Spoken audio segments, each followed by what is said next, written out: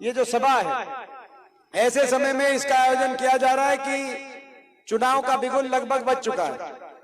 आने वाले 6 महीने में लोकसभा चुनाव 4 महीने में है और हो सकता है उसके साथ ही विधानसभा चुनाव हो, नहीं तो उसके साथ, नहीं तो उसके 4 महीने के बाद। इस सरकार के पास अगर चुनाव की आचार संहिता का समय हटा दें तो 5 महीने का समय पूरा बचा है, अगर सही समय पे भी चुनाव होते हैं लोकसभा के बाद। जब आखिरी 6 महीने में बात आ जाए तो जनता का सोच के विचार के फैसला करने का समय आ जाता है कि कैसा काम किया, और तराजू पे रख के तोल के और आने वाले भविष्य का फैसला करने का समय आ जाता है। आपको याद होगा 2014 में बीजेपी की खट्टर सरकार, मनोहर लाल खट्टर जी मुख्यमंत्री बने, हरियाणा के, बीजेपी की खट्टर सरकार बनी 2014 में। बड़ी आशाओं के साथ लोगों ने सरकार बनाई थी। उससे पहले 10 साल चौधरी भूपेंद्र सिंह हुड्डा जी के नेतृत्व में कांग्रेस पार्टी की सरकार थी।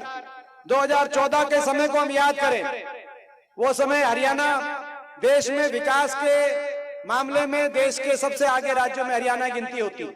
प्रति व्यक्ति आय, प्रति व्यक्ति निवेश में हम देश में नंबर 1 थे। खिलाड़ियों के सम्मान में देश में हरियाणा का नाम आता था।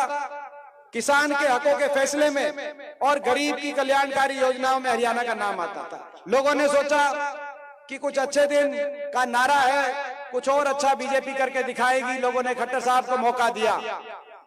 खट्टर सरकार 9.5 साल के बाद जो हरियाणा विकास में नंबर 1 होता था, आज आपके सामने है। वो हरियाणा आज बेरोजगारी में नंबर 1 कन्या काम इस सरकार ने किया। ये इस सरकार की आज रिपोर्ट कार्ड। देश में 3 तरफ दिल्ली के बसा हुआ हरियाणा देश में सबसे ज्यादा बेरोजगारी का प्रदेश। हर घर में एक शिक्षित नौजवान बेरोजगार, बेरोजगारों की फौज खड़ी हो गई। 9.5 साल में ना तो इंडस्ट्री लगी, ना कहीं निवेश हुआ, ना कोई सरकारी नौकरी लोगों को मिल पाई, ना नौजवानों को मिल पाई। आज हरियाणा नौजवान कहीं डिप्रेशन का शिकार, कहीं नशे की समस्या, कहीं अपराध की बात, कहीं अपना घर बार बेचकर विदेश की तरफ अपना भविष्य खोजने पे मजबूर हो गया। एक के बाद एक पेपर लीक, HPSC, SSC घोटालों से हरियाणा का नौजवान आज उसके भविष्य को अंधकार में कन्या काम इस सरकार में हुआ आपके सामने। आज बेरोजगारी में नंबर 1 हरियाणा, महंगाई में नंबर 1 हरियाणा। सबसे ज्यादा महंगा डीजल, पेट्रोल, रसोई गैस का सिलेंडर, बिजली का बिल, बच्चों की स्कूल की फीस आम घर के बस की बात नहीं रही। महंगाई, बेरोजगारी, भ्रष्टाचार में देश में नंबर 1 पे अगर नाम लिया जा रहा है तो इस गठबंधन सरकार का। क्योंकि ये सरकार, खट्टर सरकार लोग बनाना नहीं चाहते थे 2019 के चुनाव में। आपको याद होगा 5 साल की सरकार से लोग परेशान थे, तंग आ चुके थे, बदलना चाहते थे। बीजेपी ने नारा दिया था 75 पार, खट्टर साहब बोलते थे 75 पार, आपको याद होगा। इस दौरान एक पार्टी आई, जेजेपी पार्टी, जिनका विधायक यहां से आपने बना के भेजा है। जेजेपी ने नारा दिया, दुष्यंत चौटाला नारा दिया, बीजेपी को करो जमुना पार। दिया था कि नहीं दिया था? मैं पूछना चाहता हूं, ईमानदारी से आप बताओ। एक बोलता था 75 पार, दूसरा बोलता था इनने करो जमुना पार। इलेक्शन का नतीजा आते ही दोनों बन गए जमा पक्के यार। बन गया कि नहीं बन गए? और हरियाणा बना दी भ्रष्ट सरकार।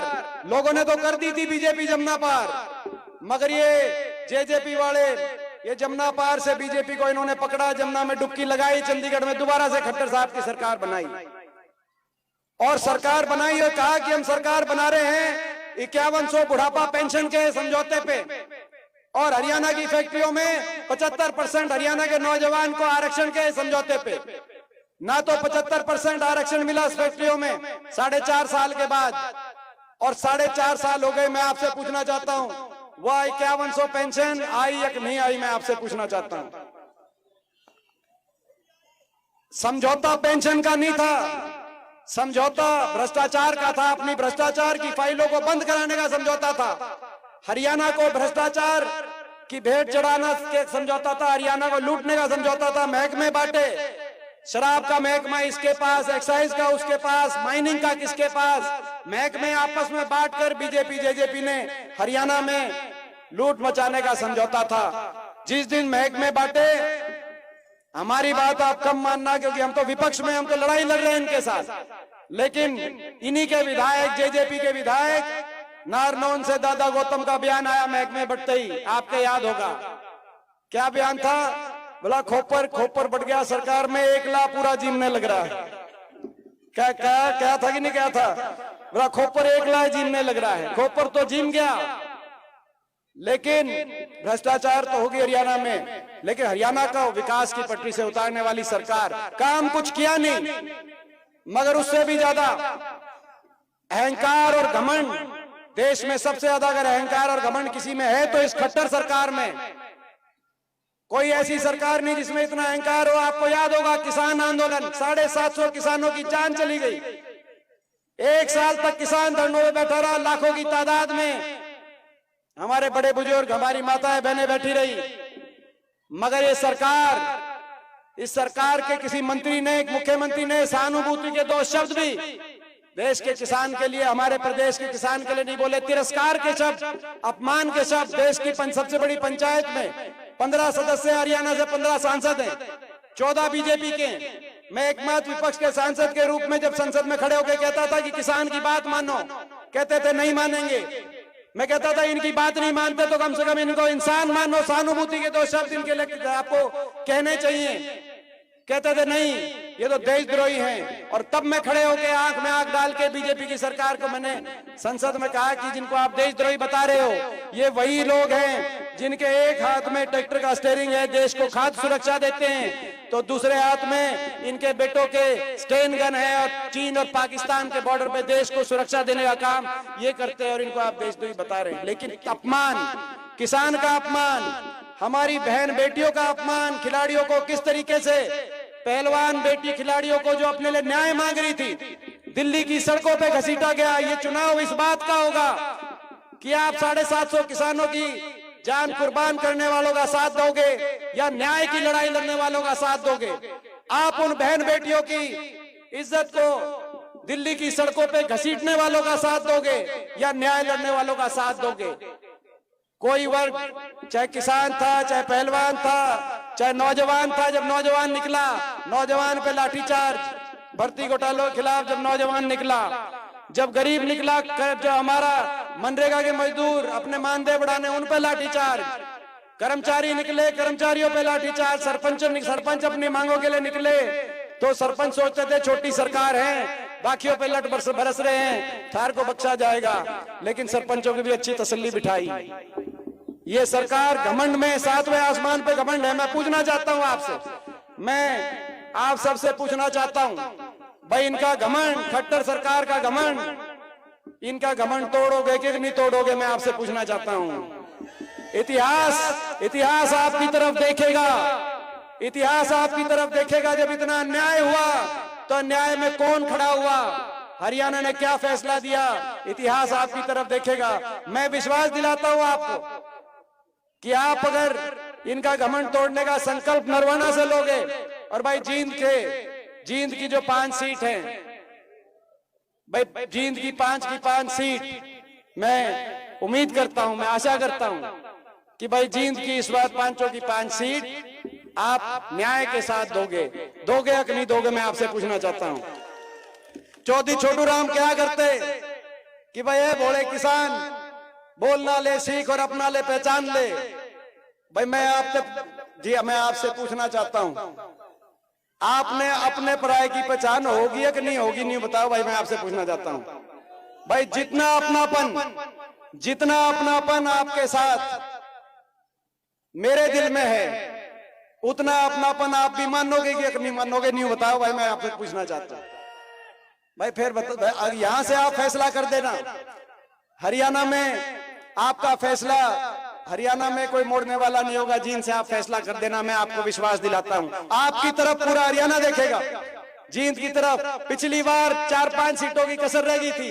अगर जींद की सीट आ जाती पिछली बार, तो हरियाणा में खट्टर सरकार दोबारा ना बनती, ये किसान आंदोलन ना होता, किसानों की कुर्बानी नहीं होती, खिलाड़ियों का अपमान नहीं होता, ये बेरोजगारी महंगाई नहीं होती। और आज मैं संकल्प लेता हूं, आप सबके इस आशीर्वाद से हम आज संकल्प ले रहे हैं यहाँ पे कि अगले 6 महीने के बाद हरियाणा में बदलाव होगा। आज पूरे हरियाणा के एक कोने में, हम हर कोने में जा रहे हैं तो एक ही बात आ रही है बीजेपी जेजेपी की एक खट्टर सरकार जा रही है और हुड्डा साहब के नेतृत्व में कांग्रेस पार्टी की सरकार आ रही है। और भाई सरकार आएगी 6 महीने में, ऐसी घमंड वाली सरकार जाएगी और हरियाणा में अहंकार फ्री सरकार आएगी, हरियाणा में संवेदनशीलता वाली सरकार आएगी। ये सरकार जाएगी जिन्होंने बड़े बुजुर्गों के साथ विश्वासघात किया 5100 पेंशन का, और हरियाणा में 6 महीने के बाद देश में सर्वाधिक 6000 बुढ़ापा पेंशन देने वाली सरकार आएगी। हरियाणा में आते ही पहली कलम से फैसला करेंगे, इस विश्वासघात का बदला लेंगे।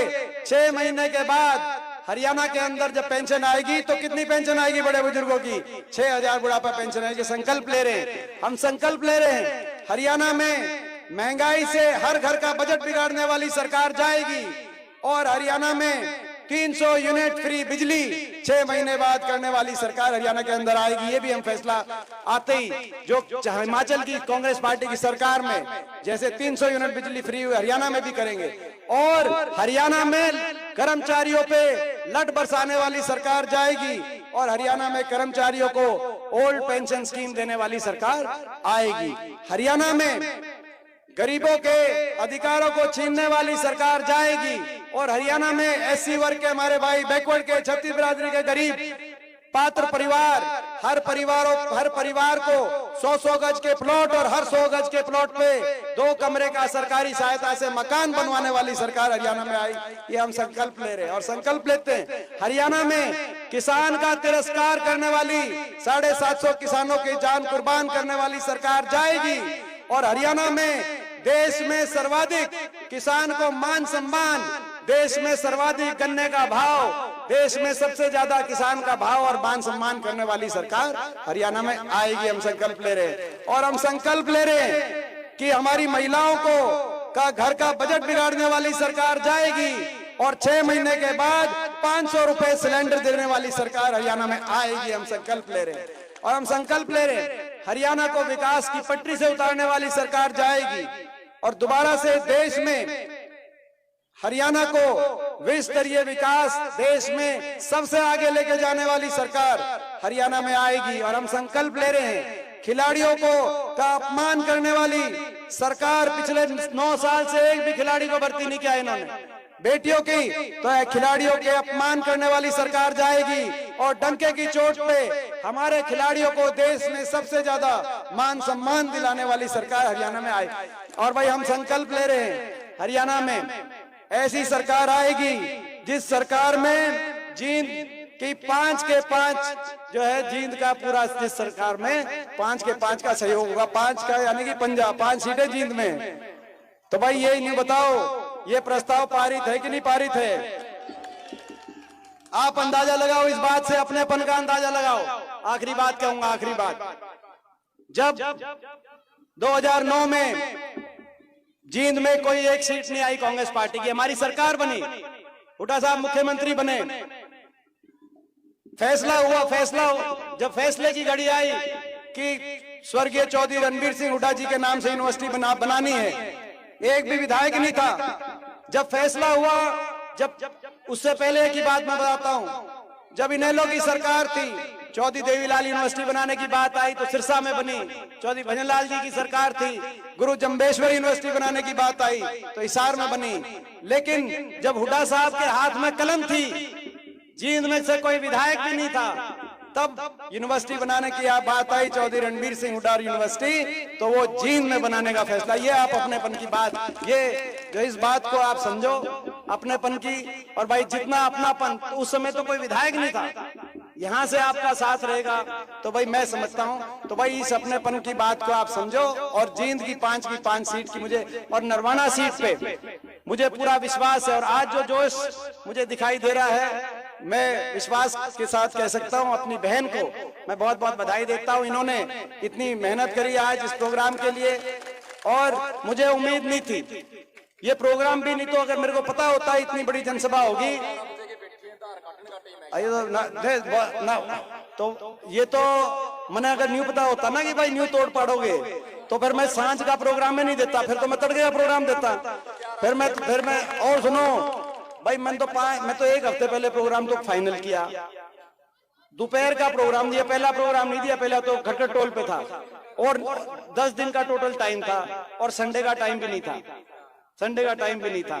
लेकिन भाई जो है आपने जो ट्रेलर दिखा दिया वो बहुत आपको मैं बधाई देता हूं कि आज आपका इतना जो है इसका बहुत बहुत सारी टीम को बहुत बहुत मैं मुबारकबाद देता हूं।